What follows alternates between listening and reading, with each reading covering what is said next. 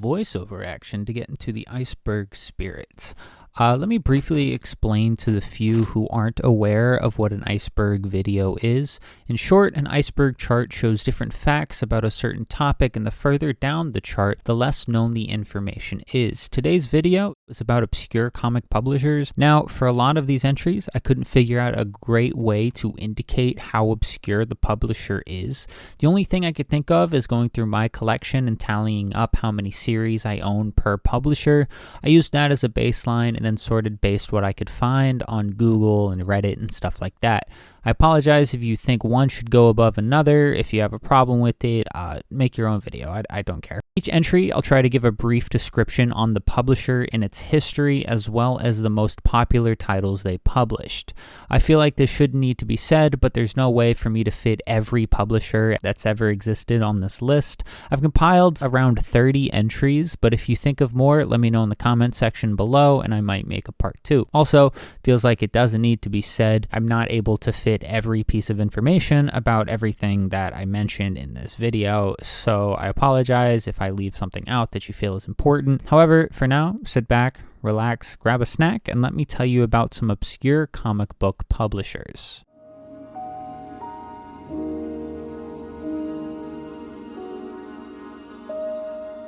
Tier 1. Dark Horse Comics. Dark Horse Comics was founded in Oregon by Mike Richardson in 1986. While they did have some success from the beginning with their anthology Dark Horse Presents, they were mainly known for their licensed books like Aliens, Predator, Star Wars, etc. during the publisher's infancy. However, they'd eventually release some of the most critically acclaimed and recognizable books outside of the big two, like Frank Miller's Sin City and Mike Mignola's Hellboy. In 2006, they were the third largest comic publisher, with 5.6 market share behind Marvel, which had 36.9, and DC, which had 32.9. While they're not quite at that peak, only being the 6th largest in 2022, they're still going strong and have no signs of stopping. IDW Publishing. IDW is the definition of a miniature major. They've released a bunch of critically acclaimed original titles and even more beloved licensed ones. Many people view their run on Transformers and Ninja Turtles as the definitive versions. I don't, but that's for a different video. It was formed in 1999 by a group of comic book creators, those being Ted Adams, Robbie Robbins, Alex Garner, and Chris Oprisco, who all worked at Jim Lee's Wildstorm Productions. When Jim Lee sold Wildstorm to DC that same year, 1999, he gave IDW the company's creative service department, and that allowed them to hit the ground running. Also, like Dark Horse, they show no signs of slowing down.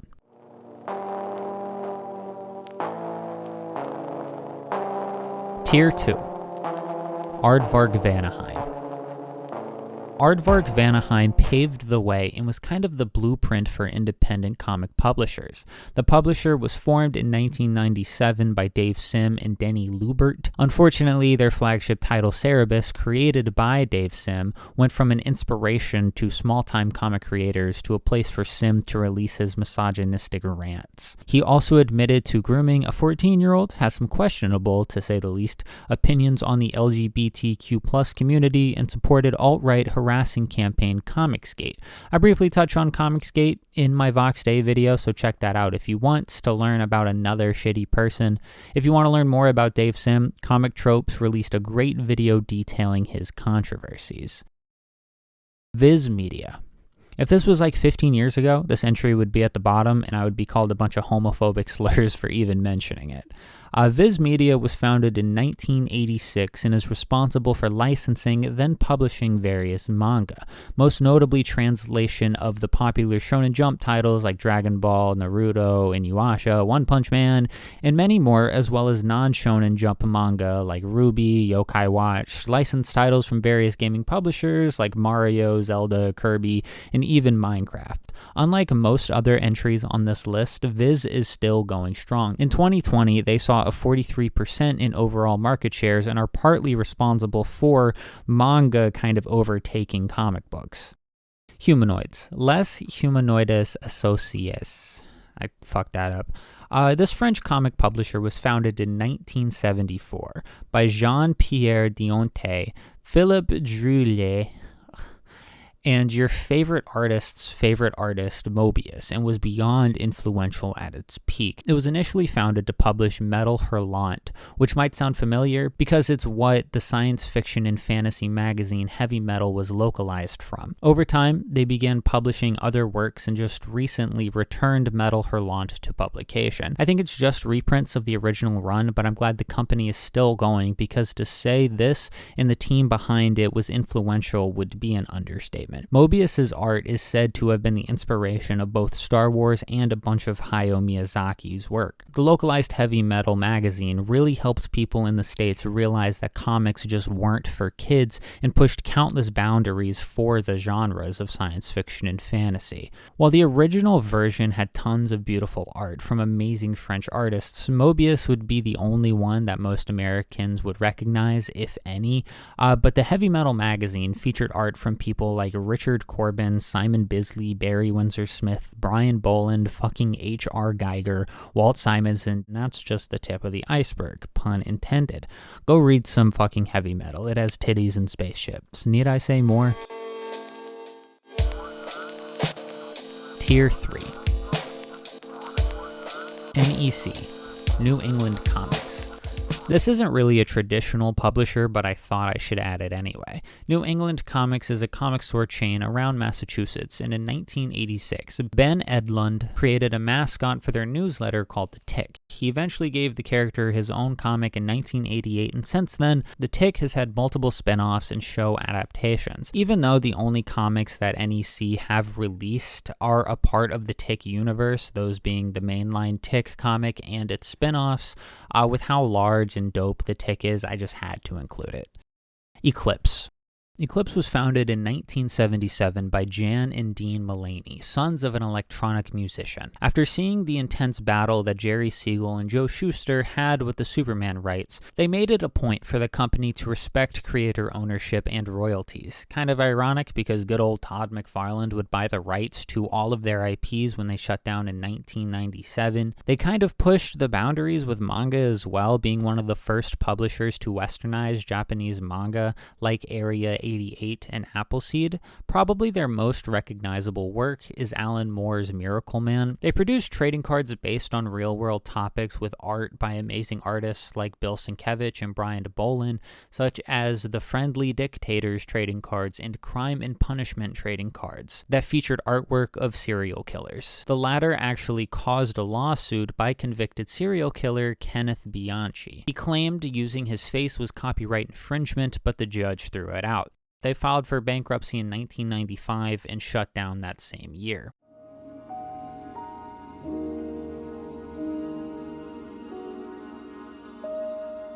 Tier 4. Charlton Comics. If this was like 4 decades ago, Charlton Comics would be a few tiers higher, but alas, their limelight faded long ago. Charlton Comics was founded in 1945 as an imprint of the Charlton publication, but received most of their success during the Silver Age. Before being acquired by DC, they were responsible for introducing a few familiar faces to the world, like the second and more recognizable Blue Beetle, Captain Atom, and Peacemaker. They also released a wide variety of genres like romance, western, science fiction, etc.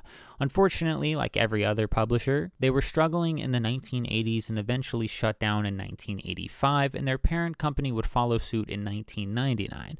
An interesting fact about Charlton is that in 1983, DC acquired most of their heroes. They were originally proposed as the main characters for Alan Moore's Watchmen, but DC chose to use them for other things.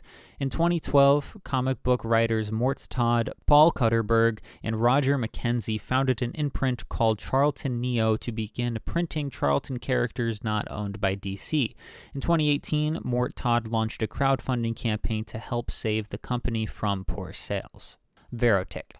Verotik is a comic publisher by musician Glenn Danzig. He is one of the founders of arguably the biggest and most recognizable punk bands, the Misfits. They're from that one skull shirt everyone has for some reason. Danzig established Verotik in 1994 and released comics aimed towards an adult audience, often featuring erotic and/or violent themes. They hired some miniature majors like Simon Bisley and Jay Lee.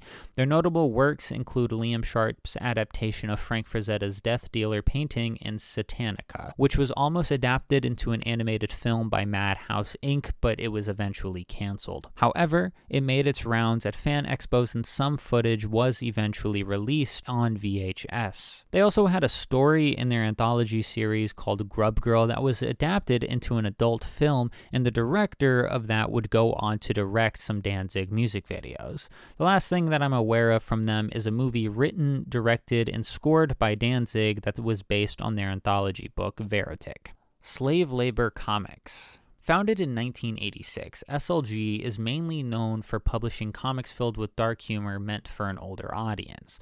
Almost 2 decades before creating Invader Zim, Jonan Vasquez would create a comic about a serial killer called Johnny the Homicidal Maniac. This would have a couple of spin-offs, those being Squee and I Feel Sick. Side note, some of the first comics I ever got was issues 1 and 2 of I Feel Sick from my older brother. He's in prison now.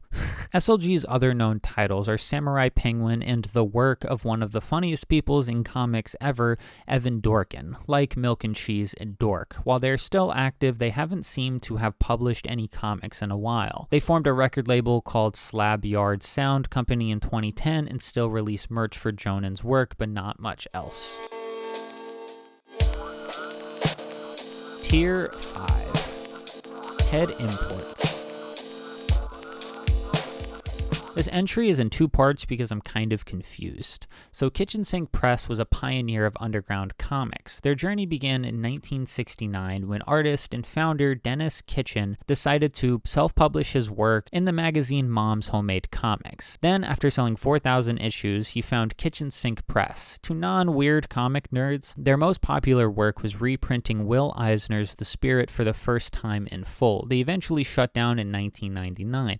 What makes this so odd is when I went through my collection, I came across Cloud Comics number 2, which is said to be printed by Head Imports. I can only find one other issue that they published. However, when I looked into Cloud Comics number 1, I figured out that this was published by the previously mentioned Kitchen Sink Press in 1972. So I'm not sure if they started a new imprint for literally 2 issues, then switched back to Kitchen Sink Press or whatever, but a cool history lesson nonetheless. DDP, Devil's Due Publishing.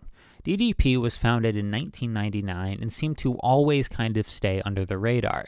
They announced in 2015 that they'd be merging with First Comics, but their time as a solo publisher didn't amount to much. They mainly released licensed titles, often publishing things with other companies. Some noteworthy IPs are Family Guy, Trailer Park Boys, the very underrated video game Killer 7, Street Fighter, and Army of Darkness. Other than licensed books, the only name I recognize is Evil Ernie, which they helped publish with Chaos Comics. The only other noteworthy piece of information is that they were accused several times of not paying creatives.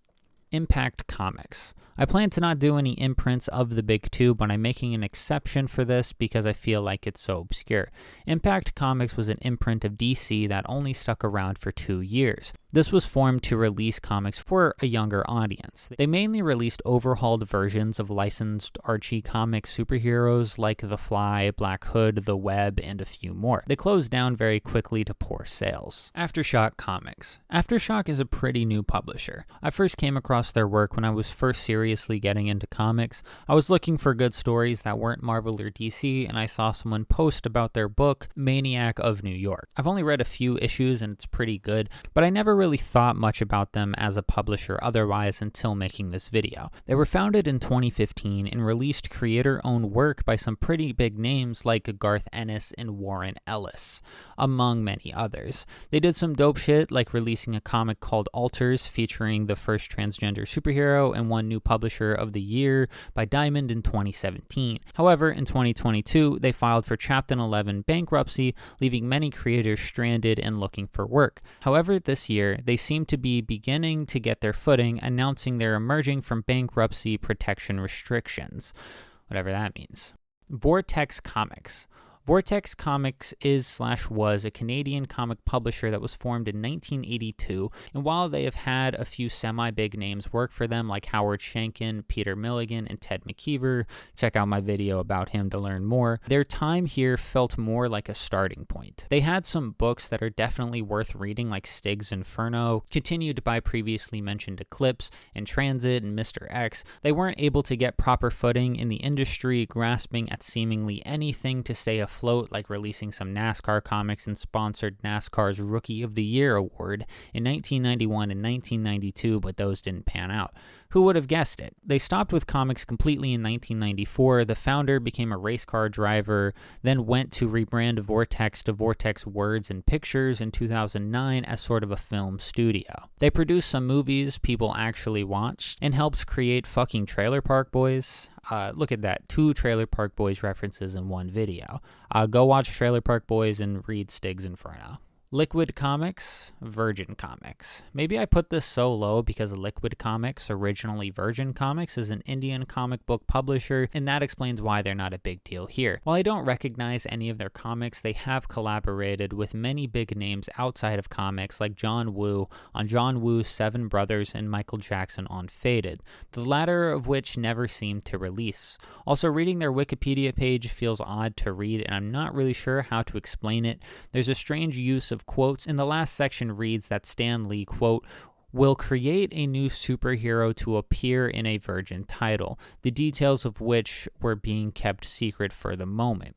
It also says, Virgin also started Coalition Comics on MySpace, where users could suggest ideas for comics which would then get made. I'm not saying these things couldn't be true, but I can't even look at the sources because they just lead to homepages rather than specific articles. And as we know about Stan Lee and MySpace, they both, kind of kicked the bucket. It just feels like it hasn't been updated in a very long time, and the last person to do so worked for the company. What's also strange is that even though they changed their name from Virgin Comics to Liquid Comics in 2008, they're still referred to as Virgin Comics throughout the Wikipedia page. Very strange all around. Blackthorn Publishing. Blackthorn Publishing was founded in 1985 and had most of their success from 1986 to 1989. According to their Wikipedia page, their most financially successful comic was an adaptation of the California Raisins. It's also said that their adaptation of Michael Jackson's film Moonwalker was such a failure that it was a major reason for their downfall. I thought these were pretty funny pieces of history and are honestly the only things of note with this publisher. They closed up shop in 1990. Side note, what a fucking weird time it was for the California Raisins to exist. Like, that's such an odd concept. I always thought that they were related to Raisin Brand, but I don't think that's the case. 2-hour-long video essay on California raisins coming soon.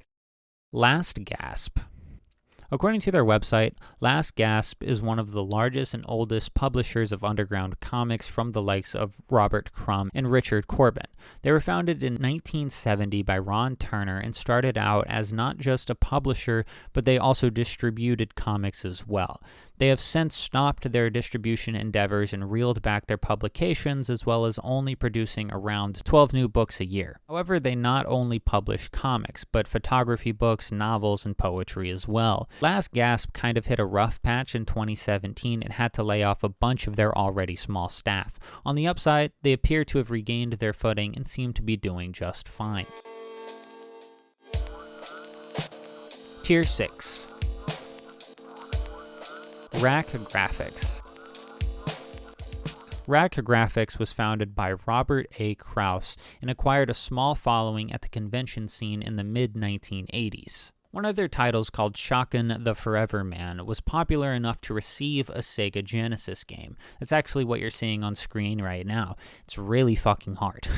However, they stopped releasing things early into the publication's life cycle. According to TV Tropes, Krause had a website where you could buy original art, and he would post about his old work, mainly Shocken, but that has since been taken down. Defiant Comics. After leaving Valiant Comics, notorious editor Jim Shooter founded Defiant Comics in 1993. Defiant announced their first title, Plasm, earlier that same year, but was quickly slapped by a lawsuit by Marvel, who claimed they're infringing on their Plasmer character's copyright. While the courts ultimately ruled in Defiant's favor, the lawsuit cost them $300,000 in legal fees, which resulted in them closing shop in 1995 due to the expensive case. They released a few comics other than Plasm, but nothing really noteworthy. Did Marvel slap Defiant with a lawsuit just because they knew Defiant didn't have the money and it would bankrupt them? Who knows? Fleetway/Quality. Fleetway/Quality was a publisher that only lasted a few years, seemingly being founded in 1989 and then shutting down sometime in the mid-1990s. Their most popular releases were a bunch of prints of 2080 stories like Judge Dredd, but I am familiar with them because of their book Nemesis the Warlock. This is one of the first consistent jobs Sam Keith, one of my favorite artists of all time, received. I want to do a video on Sam Keith at some point because his work is so fucking dope. Now, comics. While a bunch of comic book creators worked for the publisher like Bill Sienkiewicz, Neil Adams, and QAnon comic book creator, the legend Chuck Dixon, I feel like Now Comics doesn't really stand out. Sure, Alex Ross did his first professional comic work for Now Comics, but there's really no standout issues. Again, I feel like if I made this video a decade or so ago, this would be a little higher. Arkhaven Comics. Fans of the channel know about this. I made an hour-and-a-half long video about them in their bigotry-filled comic called Alt Hero. Go check that out if you want to hear more, but in short, rumored Nazi and science fiction author Vox Day created a, quote, anti-woke comic book publisher that released a bunch of awful and hate-filled comics. There was a crowdfunding campaign for a movie starring Confederate flag-wearing superhero rebel, but all the money got stolen. Rippaverse. Like the previous entry, Rippaverse is an anti-woke comic publisher that also hired Chuck Dixon. This one was founded by YouTuber and failed musician Eric D. July. This publisher is going to be a video topic in the future, but you can tell when people don't really have any noteworthy accomplishments when they constantly have to show you how their numbers are getting bigger and bigger and have nothing else to say.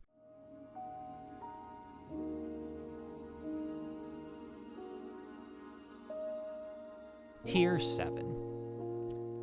Stop Dragon. I could not find anything from this publisher. The only comics that I can find that they've published are Adventures of Rick Raygun and Quasi-Nodos and Talons. Both of these were released in the mid-1980s, and it appears the creators of both of these comics didn't do anything else after. True Studios. While there's a little bit more to this one when compared to the previous entry, there's still barely any information on this publisher. From what I can tell, True Studios only released one comic called Troll Lords, created by Paul Frick. Paul Frick has been in the industry for a while, working for a bunch of indie publishers, but did spend some time as an inker for DC from 1987 to 1993. That is it about the publisher. Threshold Press. Threshold Press seemingly only stuck around for about a year. MyComicShop.com only lists 3 series by them, all releasing in 1993, and all seemingly only had a single issue. Bob and Dave, as well as Snooky Fudge, were created by David King, who was a prop designer at Nickelodeon's The Loud House. Godai was created by someone named P.S. Lee, and I can't find anything about them anywhere. David King is seemingly still working on comics, which is rad and a nice change of pace. Crystal Comics. When looking into Crystal Comics, the only thing I can find is the Marvel creator and a horror literature publisher called Crystal Lake Publishing. When researching the series that I learned this name from Eagle, the only thing I can find is a short-lived publisher from the 1980s that reprinted a bunch of 2080 stories.